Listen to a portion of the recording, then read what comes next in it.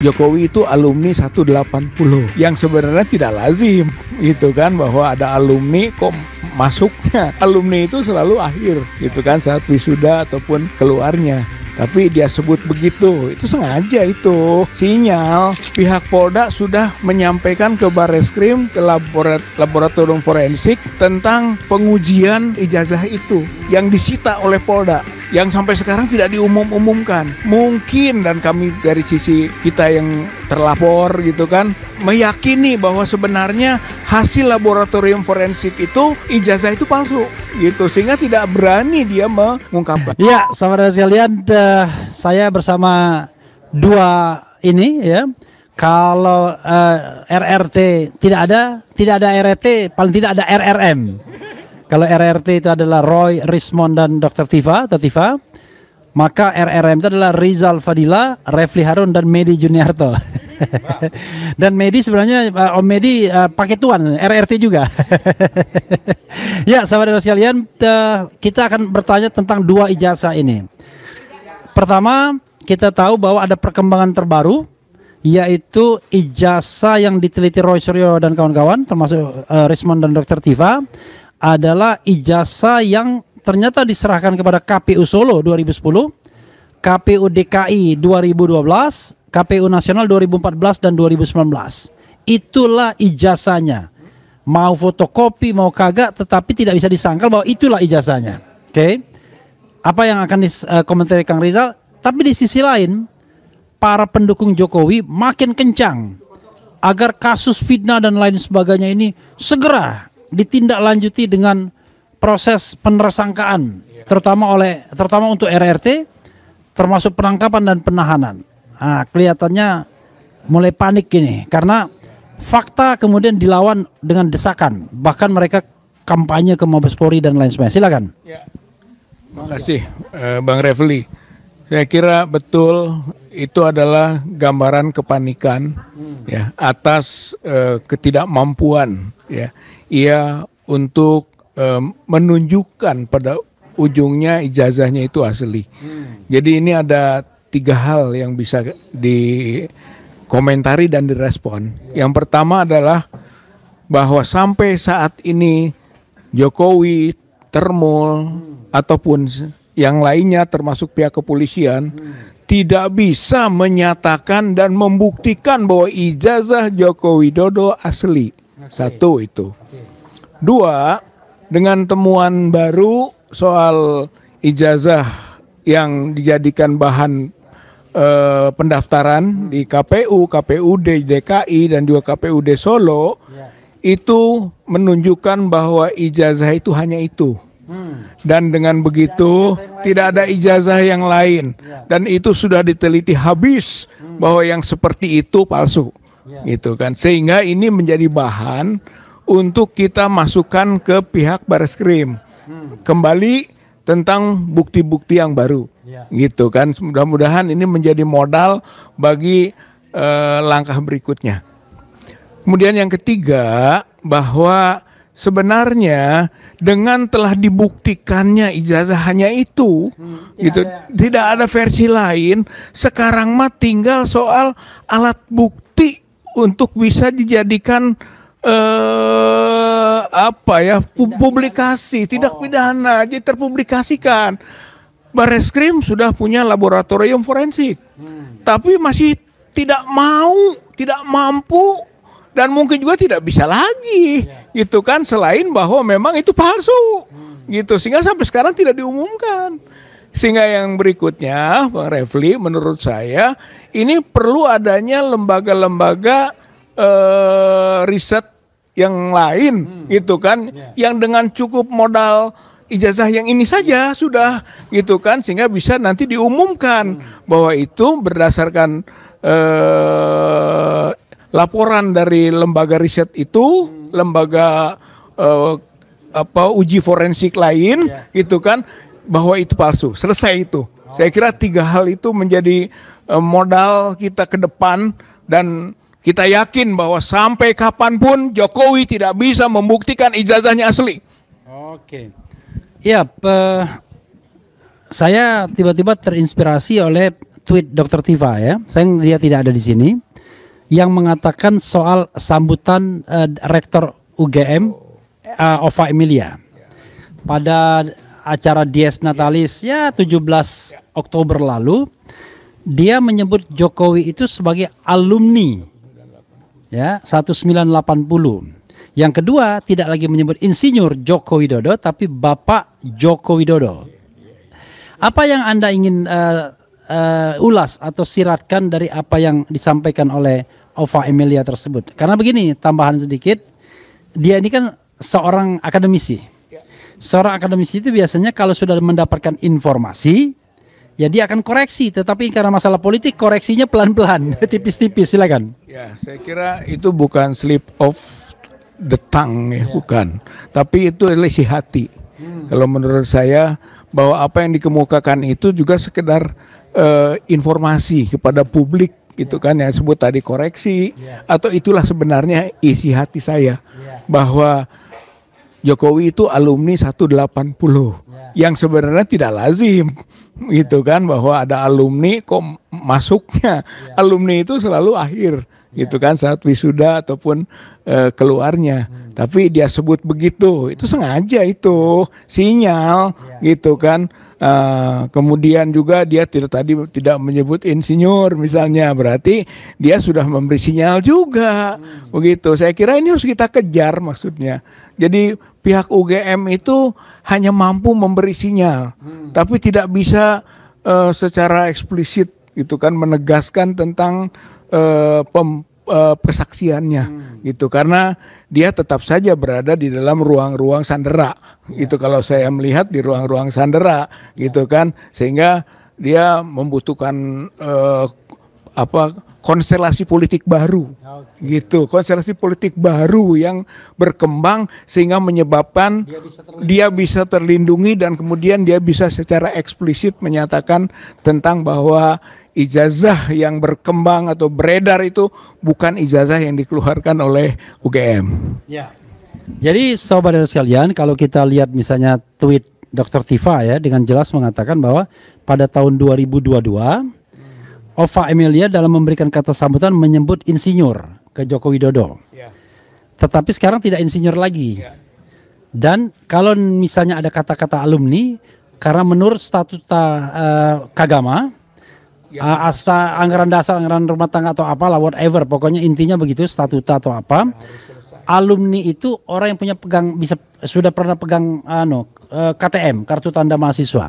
Jadi walaupun dia cuma kuliah 1 semester misalnya, ya tetap dia alumni. Tapi kalau lulusan berbeda, makanya disebutnya tahun 80 bukan lulusan tahun 85 ya. Jadi itu cara Ova Emilia untuk menyampaikan pesan ke publik sepertinya. Nah, pertanyaannya adalah apa yang harus dilakukan? Apakah seorang Rizal Fadila dari TPUA juga akan menambahkan bukti-bukti baru? Kalau dulu rajin sekali, tapi sekarang kita tidak tahu, karena kalau mau ditindaklanjuti kasus ini dengan proses penyidikan mudah sekali kan sesungguhnya kan.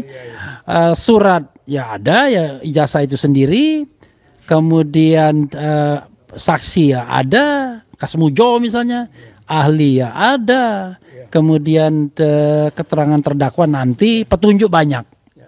Apa yang ingin dilakukan untuk agar momentum ini tidak landai begitu saja dan kemudian seolah-olah udahlah win-win solution, RRT tidak ditahan, tidak dipenjara, tapi kasus ijazah palsu ini sudah mengendap begitu saja. Silakan. Saya kira kita tidak akan menyerah begitu saja gitu kan, dengan tekanan-tekanan termasuk juga teriakan-teriakan termul. Saya kira itu bukan sesuatu yang perlu diperhitungkan secara serius kalau menurut saya.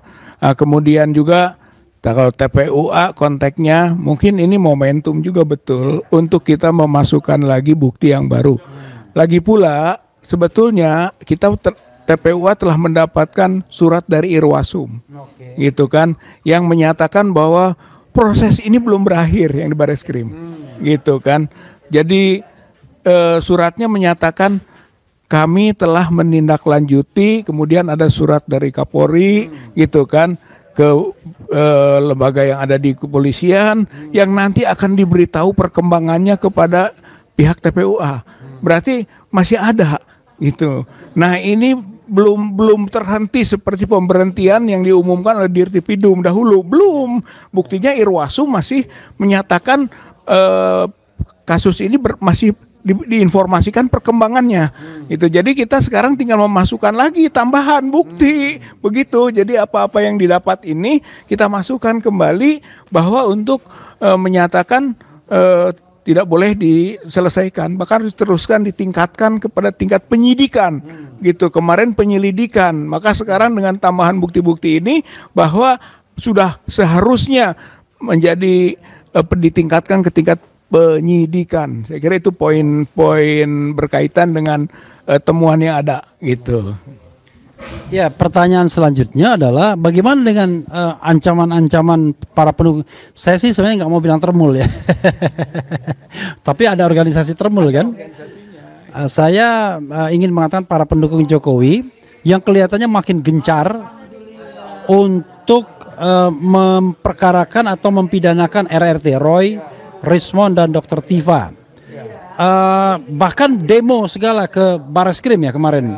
Kemudian kalau dalam talkshow di TV itu selalu mengimbau agar kasus penghinaan ini diselesaikan yang Polda Metro Jaya. Silakan. Dua hal mungkin Bang Refli. Yang pertama adalah bahwa sudah ada jawaban dari pihak Polda Metro Jaya yang menyatakan bahwa semua ada SOP-nya.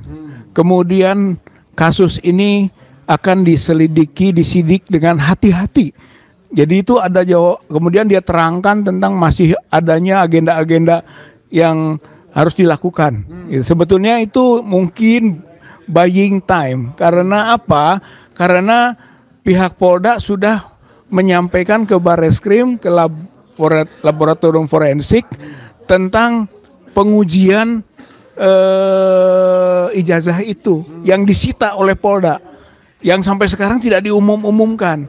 Mungkin dan kami dari sisi kita yang terlapor gitu kan meyakini bahwa sebenarnya hasil laboratorium forensik itu ijazah itu palsu gitu, sehingga tidak berani dia mengungkapkan. Itu poin utama yang bisa disampaikan. Oke. Nah sekarang terkait dengan katakanlah Gibran, ya kan? Jadi saudara sekalian, kita tidak hanya bicara mengenai Jokowi dan ijazahnya, tapi Gibran dan ijazahnya. Gibran ini dipersoalkan ijazah SMA-nya, terutama ya. Walaupun ijazah S1-nya juga orang pertanyakan, kok bisa? Terutama sekolah di UTS, University of Technology Sydney, kemudian Insert ya, program Insert, dan Roy Suryo sedang ke sana untuk datang kampus itu. Lalu yang dipermasalahkan juga program di Orchid Park Secondary School yang diakui sebagai SMA, padahal itu cuma kelas SMP plus 1 ya, 4 tahun. Dan juga MDIAS, tapi MDIAS ini enggak terlalu dominan. Nah, kesimpulan sementara bahwa Gibran ini tidak punya ijazah SMA. Bahkan ijazah SMP-nya pun masih dipertanyakan. Walaupun di situ dibilang SMP 1 kan. Oke lah, kita kesampingan. Yang kita soroti adalah SMA-nya, dan itu berbeda antara KPU dan Setnek. Aneh banget. Di Setnek, UTS itu ditaruh terakhir 2007-2010, di KPU ditaruh di sebelum 2007-2010, yaitu 2004-2007. Di Setnek dikesankan seolah-olah itu adalah pasca pendidikan postgraduate atau pasca sarjana, tapi di KPU di betul-betul di-stated bahwa itu adalah SMA. Nah, apa yang Anda bisa katakan terhadap proses perkembangan Gibran ini dan apa rekomendasi Anda? Silakan. Om Medi mau nama nggak? Oke, jadi Om Medi sebagai penasihat spiritual. Lawyer. Ya berkaitan dengan itu sebenarnya sudah sangat dipastikan Gibran itu tidak punya ijazah SMA gitu kan, sehingga dia tidak memenuhi syarat sebenarnya untuk dicalonkan sebagai wapres. Ya gitu kan. Untuk tingkat kesetaraannya juga dimasalahkan gitu, bahwa ada surat keterangan yang disebut penyetaraan UTS Insert yang grade 12 dengan SMK itu. Tapi kalau kita lihat di situ, kalau lihat di surat keterangannya itu menyelesaikan gitu kan grade 12 di UTS Insert itu ya, yang dinilai itu kan dinilai memiliki pengetahuan yang setara gitu kan dengan SMK di Indonesia. Jadi yang di situ bukan soal ijazahnya yang setara, tapi pengetahuan yang setara. Jadi sebenarnya pihak KPU itu tidak boleh menerima surat keterangan begitu, karena itu bukan surat penyetaraan ijazah. Bahkan tidak ada bukti di pihak Dikdasmen, Kemendikdasmen yang dulunya Kemendikbud itu ada diploma, ada sertifikat, ada ijazah, tidak ada itu. Makanya tidak ada penyetaraan ijazah. Yang ada adalah keterangan yang dinilai keterangan berpengetahuan setara dengan tamat SMK. Kalau pengetahuan itu bukan dalam bentuk dokumen itu. Jadi sebenarnya KPU itu tidak boleh menerima. Jadi sebetulnya gitu kan dokumen ini tidak sah gitu, dan itulah yang kemudian menjadi alas hukum gitu kan bahwa Gibran cacat akademik dan dia sekarang bisa dimakzulkan dengan itu gitu. Agak berbeda dengan ketika kita mengkritisi soal putusan MK 90. Itu mungkin dalam satu paket ya dengan Prabowo. Kalau sekarang yang soal ini itu dalam 7A itu masuknya adalah tidak lagi memenuhi syarat gitu. Jadi sudah bisa dimakzulkan sendiri gitu kan dengan kecacatan akademik ini, dengan temuan baru lagi gitu kan soal keterangan yang disebut penyetaraan. Padahal itu bukan penyetaraan ijazah, itu penyetaraan pengetahuan yang sangat kabur. Sehingga nampak kita duga pada waktu itu 2019 itu bisa saja Kemendikbud ditekan. Kemudian kalau menyalon wali kota, kemudian dikeluarkanlah itu, tapi masih dibuat samar itu, baru ketahuan sekarang. Jadi kalau menurut saya sudah sangat jelas begitu bahwa pasal 7A Undang-Undang 45 berlaku sekarang bagi Gibran, bisa dimakzulkan dan harus dimakzulkan itu.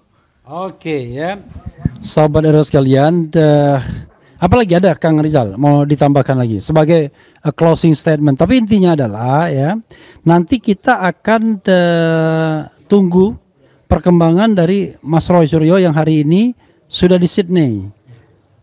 Mudah-mudahan dia bisa menggali informasi sebaik-baiknya. Karena kalau kita bicara tentang UTS ini, ada yang mengatakan Gibran itu 3 tahun.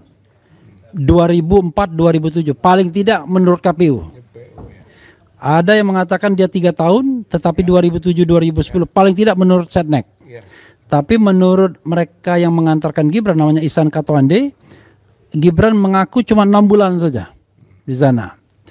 Dan akan kita lihat ya apakah itu sejenis kuliah Inggris saja atau bukan kuliah, kursus Inggris saja, ataukah dia foundation atau apa yang bisa disetarakan dengan kelas 12 di SMA di Republik Indonesia ini. Oke, tambahkan. Ya. Saya kira apapun hasilnya gitu kan, konteks itu soal grade 12 gitu kan, yang orang boleh sebut apapun itu, jelas itu tidak ada diplomanya, itu tidak ada ijazahnya, itu tidak ada sertifikatnya, itu yang tidak bisa disetarakan gitu. Karena tadi bentuk surat keterangan dari Dirjen Dikdasmennya sendiri bukan penyetaraan ijazah, tapi penyetaraan pengetahuan. Itu beda itu. Jadi sebenarnya yang UTS Insert ini mau disebut bimbel, mau disebut sebagai persiapan gitu kan menuju ke universitasnya, pokoknya tidak bisa dibilang, emang tidak ada ijazahnya, apa yang mau disetarakan dalam pedoman yang dibuat di Dikdasmen gitu kan, itu jelas harus dilampirkan dengan ijazah, diploma, sertifikat gitu, dan itu yang tidak ada. Itu berkaitan dengan masalah penyetaraan tadi Bang gitu. Jadi kalau menurut saya tidak pas. Kemudian KPU ini memang brengsek kalau menurut saya, nggak benar, sebab dia pernah membuat satu peraturan PKPU itu kan, PKPU 19/2023 pasal 18 ayat 3 kan yang begitu, yang memang menyatakan bahwa tidak perlu ada ijazah SMA untuk orang yang lulus di perguruan tinggi luar negeri, begitu kan? Maksudnya tadinya dia mau pakai MDIS, begitu. Kemudian ada ijazahnya di Bradford, gitu kan, di UK. Itu tadinya mau dipakai itu, tapi fakta hukum bahwa itu tidak pernah dijadikan sebagai lampiran pendaftaran. Jadi nggak ada artinya. Bahkan yang ada adalah bahwa KPU terlibat dalam melakukan permufakatan jahat ingin meloloskan Gibran, tapi ternyata itu tidak dipakai.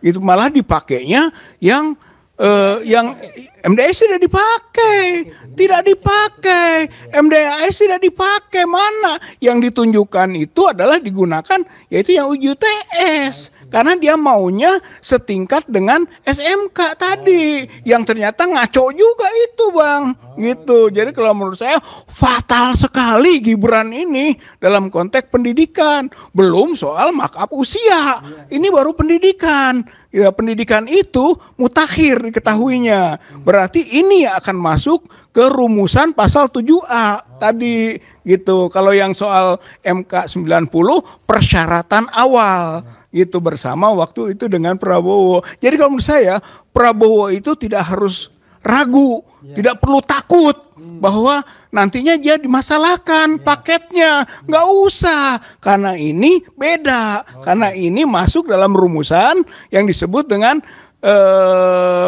tidak memenuhi syarat lagi, begitu beda itu Bang. Oke, sobat sekalian, itu ya yang bisa disampaikan oleh Kang Rizal Fadila, RRM bukan RRT ya.